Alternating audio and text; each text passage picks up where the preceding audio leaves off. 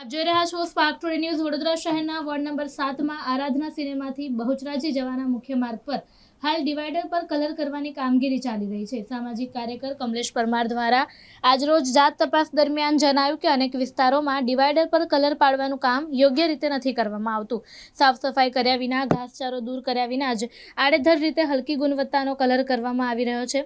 કમલેશ પરમારે આક્ષેપો કર્યા છે કે કોન્ટ્રાક્ટર દ્વારા તકલાદી કામગીરી કરીને વડોદરા મહાનગરપાલિકાના નાણાંનો દુરુપયોગ કરવામાં આવી રહ્યો છે। તેમણે માંગ કરી છે કે કોર્પોરેશનના અધિકારીઓ, સુપરવાઇઝરો અને જવાબદાર વ્યક્તિઓએ તાત્કાલિક સ્થળ પર જાત તપાસ કરીને ચૂકવણી રોકવી જોઈએ અને આવા કોન્ટ્રાક્ટરને બ્લેકલિસ્ટ કરવા જોઈએ। જો યોગ્ય નિરીક્ષણ અને કાર્યવાહી નહીં કરવામાં આવે તો આવનારા દિવસોમાં આંદોલનના માર્ગ અપનાવવામાં આવશે તેવી ચીમકી પણ ઉચ્ચારી।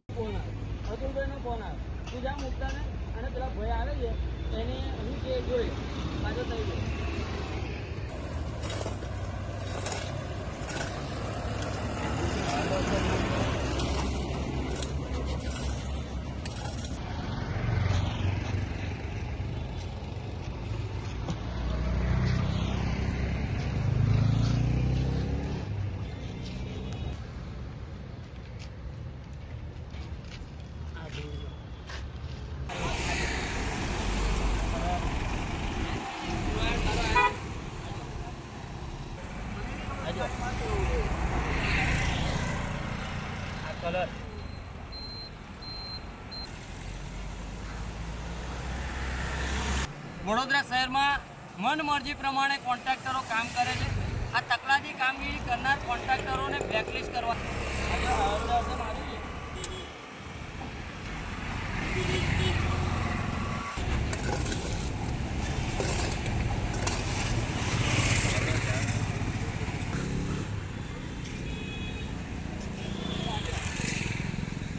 વડોદરા શહેરમાં આવેલ જે આરાધના સિનેમાથી જે બહુચરાજી જવાનો જે મુખ્ય માર્ગ છે, આ રોડ પર જે ડિવાઈડર વચ્ચે આવેલા છે એને હાલમાં રંગ રોગાનની કામગીરી ચાલે છે, પરંતુ ક્યાંક ને ક્યાંક લાગી રહ્યું છે કે મસ્ત મોટા પાયે ભ્રષ્ટાચાર થતો હોય તેમ સ્પષ્ટપણે જોવા મળી રહ્યું છે કે જે રોડના ડિવાઈડર પર જે કલર મારવાની જે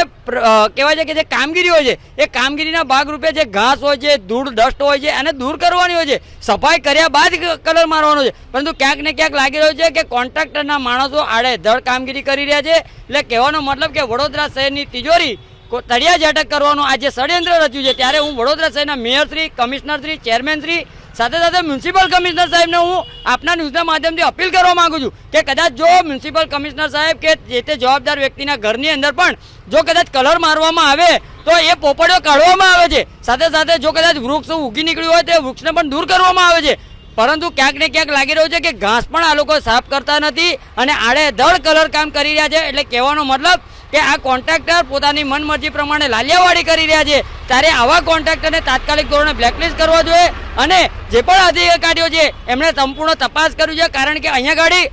કોઈ પણ સુપરવાઇઝર પણ નથી, ઓનલી મજૂરો કામગીરી કરી રહ્યા છે। એટલે ક્યાંક ને ક્યાંક લાગી રહ્યું છે કે વડોદરા શહેરની જે કોર્પોરેશનની તિજોરી આજે તળિયા ઝાટક કરવાનું જે ષડયંત્ર છે ત્યારે તાત્કાલિક ધોરણે આવા કોન્ટ્રાક્ટરને બ્લેકલિસ્ટ કરવામાં આવે, નહીં તો આવનારા દિવસોમાં આ રોડ પર બેસીને અમે લોકો ઉગ્રમાં ઉગ્ર આંદોલન કરીશું। તેની સંપૂર્ણ જવાબદારી લાગતા વળગતા જે પણ જે જવાબદાર વ્યક્તિઓ છે તેઓની રહેશે।